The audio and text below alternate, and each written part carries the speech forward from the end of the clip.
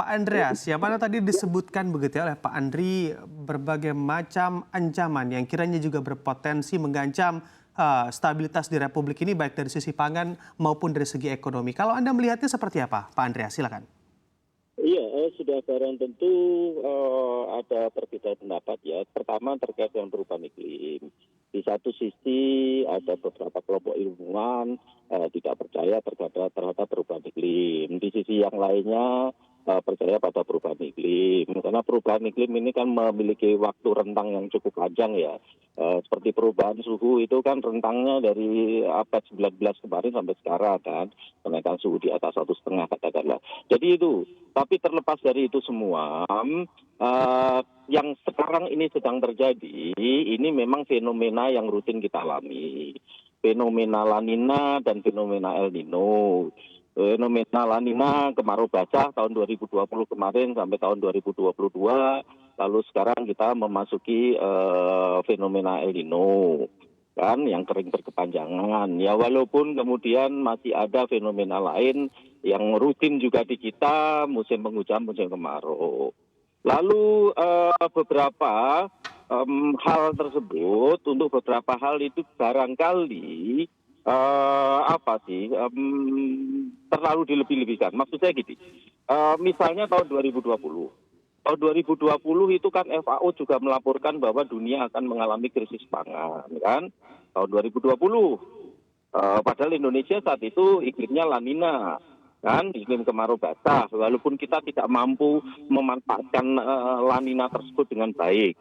Karena produksi kita hanya meningkat sangat rendah 0,09% untuk produksi padi. Tapi pada saat itu Presiden menyatakan bahwa akan terjadi krisis pangan dunia, lalu Indonesia harus bersiap-siap. Pas saat itu selesai Presiden menyatakan itu, saya tulis di Kompas bahwa tidak benar akan terjadi krisis pangan dunia. Karena tahun 2020 produksi grain, biji-bijian justru mencapai puncak tertingginya. Nah, sehingga ternyata yang betul saya kan tidak terjadi krisis pangan sama sekali. Memang food price index meningkat cukup tajam, tapi peningkatan food price index ini disebabkan karena meningkatnya harga kedelai atau minyak-minyak nabati. Dan justru di situ Indonesia mendapatkan keuntungan besar. Kita mengalami windfall untuk produk kelapa sawit kita, sehingga kita menikmati devisa yang cukup besar dari kelapa sawit.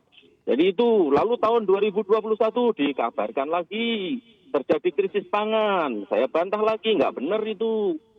Apalagi suasana di Indonesia iklimnya seperti ini dan produksi pangan dunia terus mengalami peningkatan.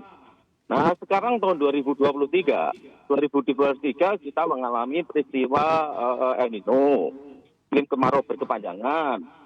Dari hasil prediksi yang terakhir, ini dari Climate Prediction Center, untuk El Nino kali ini bulan November, bulan depan sampai Januari ini tergolong kuat.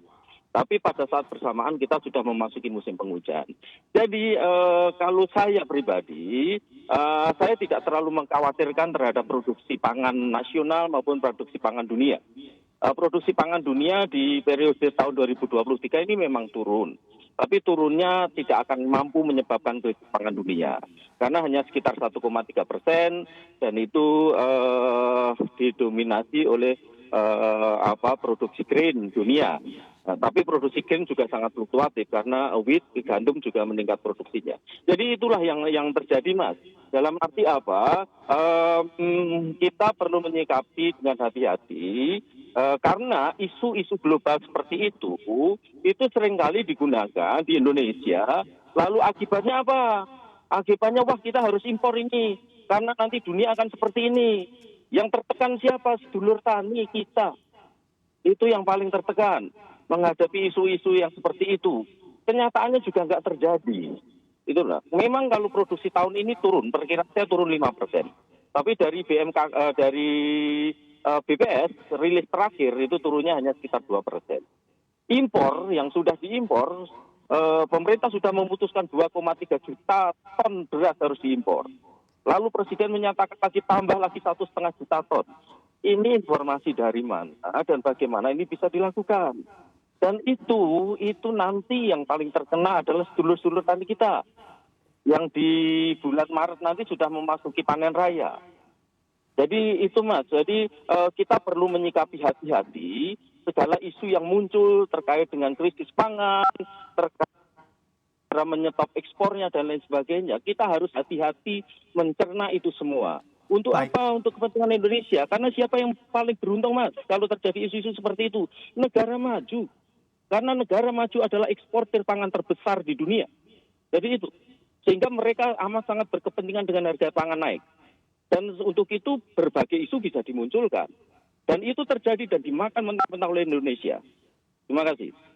Oke, baik. Jadi isu-isu yang beredar ini juga perlu disikapi sangat hati-hati begitu ya Pak Andreas ya, agar kita tidak termakan isu jelas. dan juga terjadi panik buying di Republik ini. Betul.